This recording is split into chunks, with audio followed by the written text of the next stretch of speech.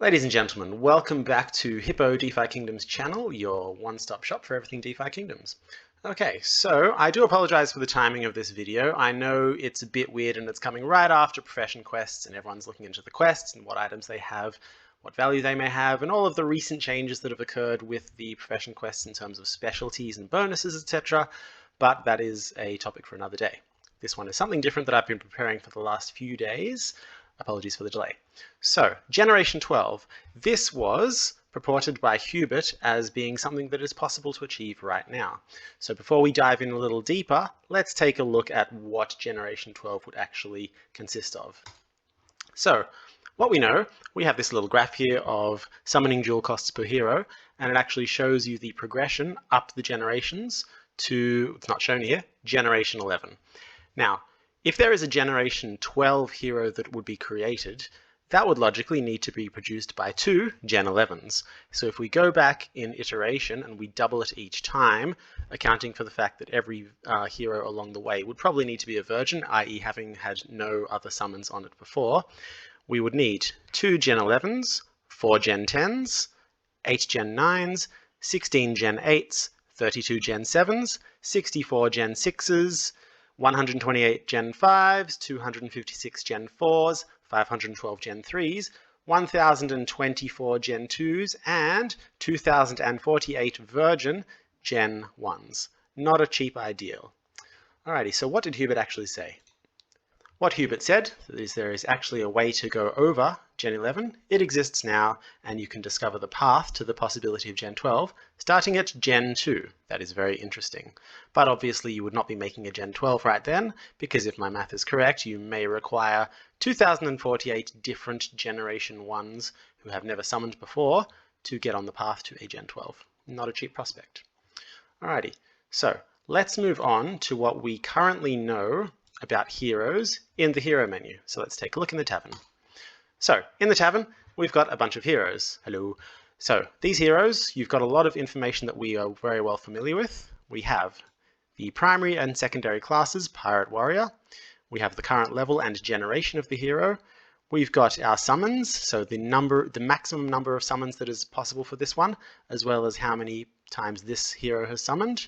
We've got the stamina, which is used for quests. We've got the experience, we've got the health, we've got the number of the hero, and we've got the mana.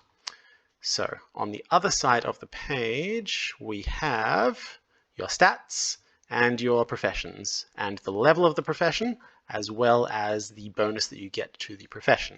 Okay, it's from Tosh. Hello, Tosh. So let's move on. What do we not have, or what do we not normally discuss in a lot of these videos, because a lot of them are focused around questing. So we've got 3 icons up the top. We have the gender, either male and female. Please don't crucify me, I didn't program this game. We have also an element which refers to a specific environment, the island, in this case, and we have an element referred to, well, we'll just call this an element, lightning. So we have an environment or a biome, depending on how you want to classify it, and an element. Now, it's been reported previously that the elements on the left, so lightning, light, ice, etc., dark, these may have some sort of effect in PvP. So for example, if you've played Pokemon or if you've played role-playing games before, some elements work against others, and then they have weaknesses respectively. So maybe light is stronger than dark, and maybe fire, if I can find one, is stronger than ice, because logically fire melts ice. Possibly. So that's something to consider. But these environments, we really don't know what effect they really have in the game as of yet, apart from giving you a handsome environment for your hero to stand in. We do have these other cosmetic features that obviously exist on almost every hero. We've got this little headpiece on the hero. It does vary for each hero. We've got this thing on the coming from the back. I'd call it the back piece or the back trait. And you've got your standard uniform, which is common across all heroes of the same class. So these are 3 male pirates. And you've got distinctive colors of hair, distinctive colors of the actual head traits and the tail traits, or the back traits, as well as eye colors.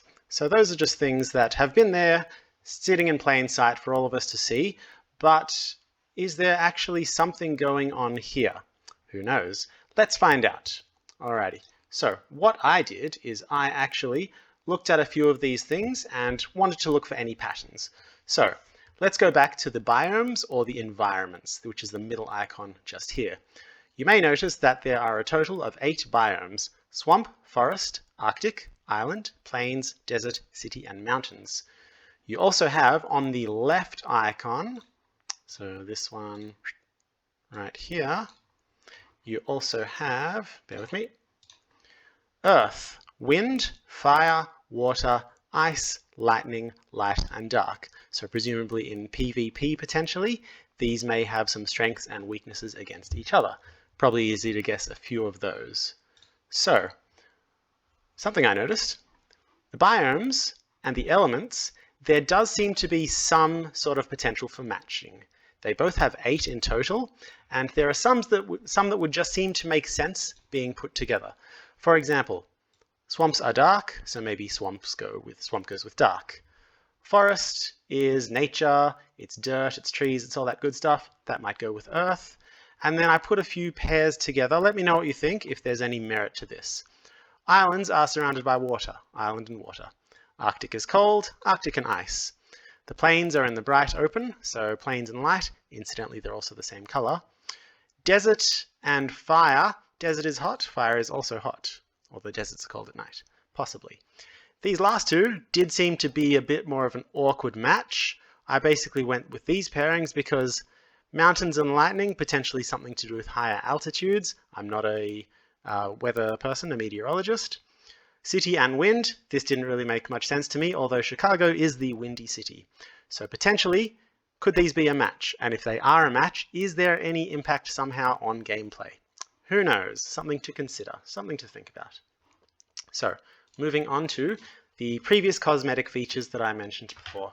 So I've classified these into a few different areas, which are color-coded here. So you've got the head trait. So this character has these cute little ears, and this character on the right has these different tiny little horns of some sort. They've also got a unique back trait. So on the back, this dragoon has these funky wings, and this ninja has this little tail with a pointy arrow at the end. They've also got distinctive hairstyles, which is surrounded by the pink color, and they've also got distinctive eye colors. And in fact, each of these traits, head, back, hair, and eyes, have a unique color. Is there something of interest in there, apart from appearance? Who knows? Let's move on. So, next slide. Head traits. I did my best to catalog all of these head traits, and I may have missed some. I basically just scoured through the tavern as well as the portal for rentals, and I tried to determine any patterns. So I've roughly classified these thusly. These ones just here, I call these inner pointy horns, so they're just above the eyes, they're very small, and they sort of stick outwards like that. Then you've got these curvy side horns, which start above the eyes, and they curve like so. Single wide horn, it's in the middle, and then it sort of curves way out to the hero's right-hand side. These handsome cat ears, this alternate, which is quite hard to find in the tavern or the portal, these ears that sort of protrude out sideways from behind or to the sides of the head, as opposed to the cat ears which are at the front. You've got these uneven horns, so it's 2 horns that protrude outwards. They're quite short, and it looks like there is a difference in the size from the one on the left, which is larger, and the one on the hero's right, which is smaller. You've got these horns which come up and downwards. You've got these tall straight horns which are tall and straight. You've got these other types of horns which are kind of wide and diagonal, slightly asymmetrical as well. The one on the left has a bit of a curve. This thing which I called the crown of horns, so it's actually 4. It's 2 very tall in the middle and 2 slightly smaller on the right, on the outside, sorry. We've got these things which are very hard to find. They're not very common in the tavern or portal either. I would classify them as antennae potentially because they're very thin and they're narrow and they kind of look like antennae. And others who probably just have nothing. Now, I don't know whether or not this has actually nothing, or potentially if it's just got something that's very small and hard to see, such as matching colored antennae. I don't know. Interesting thoughts. So, back traits. Get rid of that. So I noticed for the back, you have 2 swords, 1 sword. You've got a tail which sort of goes out and upwards. You've got a different kind of tail which goes down and out. We have a puffy end tail which has this floofy bit at the end. You've got a diagonal pointed tail which has that arrow that I mentioned before. You've got this squirrel tail which is adorable. We've got these sharp diagonal wings. And we've got these other types of wings. I call them demon wings because you look like a demon. You've got these wings that look like they are from a butterfly of some sort. And you've got these alternate style of wings which are wide and kind of look more like a bird. Or you could just have plain old nothing. Okay. We've also got a few different hairstyles. Now at this point when I was going through the data, I got a bit bored. I probably don't have all of the hairstyles, but these are the ones that I catalogued so far. I'm not going to go through them in a great amount of detail, but they're here for everybody's reference. So yeah, let's move on. Now, there's also numerous colors for the head and the back, the hair and the eyes. So you've got your greens, your browns, your purpley thing, the more yellowish color, blonde hair, gray wings, and reds, etc. You guys know what colors exist in the color system. So, going back to what Hubert said, you can discover the path of Gen 12 starting at Gen 2. So this piqued my interest. I asked myself, is there any pattern to these traits? So when I went back, I discovered something really quite interesting. So some traits, some head traits and some back traits and hair traits only kick in at generation 1. And of these traits, I noticed that there are 4 that are new since Gen 1, which I thought is fascinating. So the new ones, which I'm paying close attention to, are these rear-winged ears. They sort of come out to the side diagonally, and then at the top they're straight horizontal. There are also these wide diagonal horns, which I didn't see any of these in any Gen 0s, by the way, when I looked through the tavern and the portal. Now, it is a relatively small sample size because Gen 0s are quite rare in number, but I thought it was interesting nonetheless. So you've got these wide diagonal horns, which I only saw from Gen 1 onwards. This crown of horns, if that's the right way of calling it, only from Gen 1 onwards, and the antennae as well. Every other example I saw at least once in Gen 0s. So that's the head. What about the back? Now in the back I found 4 again, and most fascinatingly, all of the generation 1 examples that popped up were all of the types of wings. So you've got these sharp diagonal wings on this handsome dragoon, demon wings, butterfly wings, and the wider, more bird-like wings. Okay, now this just piqued my interest especially because you know how in some RPGs, there are advanced classes, you've got your demons, you've got your Valkyries, you've got these weird and wonderful animals, and they very often have wings. This made me think, is there something to this? So let's move on to the hairstyles. I'm less convinced that these have an effect, but I could be wrong because similarly, I did notice 4 different hairstyles that I did not notice in Gen 0 that it seemed to occur from Gen 1 onwards. So I've just named these for what it's worth. The tall mohawk haircut. There's this weird shoulder tail haircut. Let's just move this a bit higher. It kind of looks like a diamond at the top, and then there's a little tail on the left side of the hero's shoulder. You've got this crazy wavy haircut, which has a lot of tones within the color. And you've got this other random haircut, which has these 2 bobs on the side. I called it the Princess Leia. So what do all of these things mean? I have no idea, but I've got a few theories. So, going back to the biome and the elements, do they match? There were 8 and 8 of each, and there seemed to be some connection or relation to them. Is this purely coincidence, or is there any potential of this having an in-game effect, such as any difference in stats? I don't know, but it's something interesting to think about and investigate. Now, the most interesting thing I thought to myself, is there anything that could happen if you do combine these new styles of head traits, back traits, and hairstyles in Gen 2 onwards? So assuming that these random mutations, which don't exist in Gen 0, you can get a maximum of 1 per hero, can you combine these in a new hero from Gen 2 onwards for certain results. For example, an extra summon for Gen 12, possibly. Now, I'm less convinced about the hair being important than I am about the head and the back, but I could absolutely be wrong because it is 4 of each from Gen 1. I just thought to myself that hair is really not a genetic trait. It's something, while people have their unique hairstyles, and I've got an awful head of hair, personally, then there could be some connection, but it could just be a bum steer, and it could just be that the head and the back are relevant. So, is there any effect for color? Who knows? Now let's go back down to this one which I just clicked on. I put these new Gen 1 Plus traits side by side as a comparison, and I tried to see if there are any combinations that seem to make sense. So, on the left, we've got what I thought might be most convincing for some sort of demonic character. So, for the head, you've got these wide horns, and you've obviously got the demonic-looking wings, and as far as the hair goes, you've got this crazy wavy hairstyle. May not be that, though.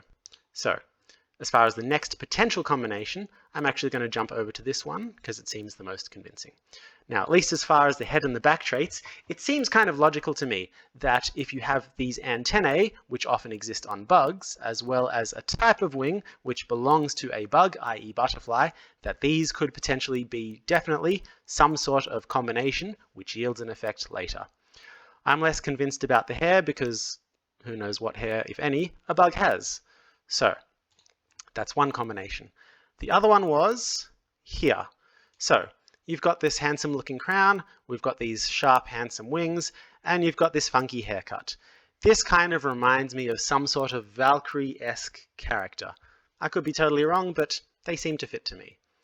Now, this one is possibly another combination. This is just a random tall mohawk haircut, which is quite bushy and hairy, kind of like these wide wings. As far as these winged ears, I'm wondering whether or not these would actually need to be reversed or whether or not there's any connection at all. But something interesting to think about. So if I were to experiment with this, I'd probably want to start with maybe these combinations because they're more convincing to me. And what else? These two and any one of the other combinations. So it's just something interesting that I have noticed going on from Gen 1 Plus. So let me know what you think, folks. Is there anything to consider as far as biome and element matching?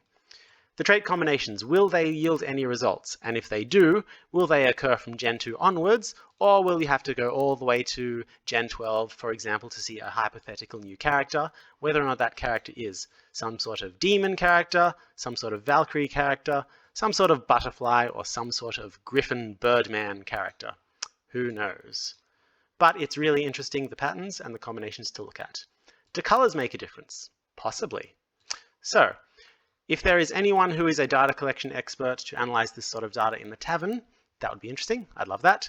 Are there any kind players who are willing to test these combinations? Obviously, Jewel is in very short supply and summoning is very expensive, particularly if you're looking at 2,048 Virgin Gen 1s to get to a Gen 12. Or am I just insane and do I need to see some sunshine and loosen my tinfoil hat? So yeah, let me know what you think in the comments. Thank you so much for listening and I'll see you next time. Bye-bye.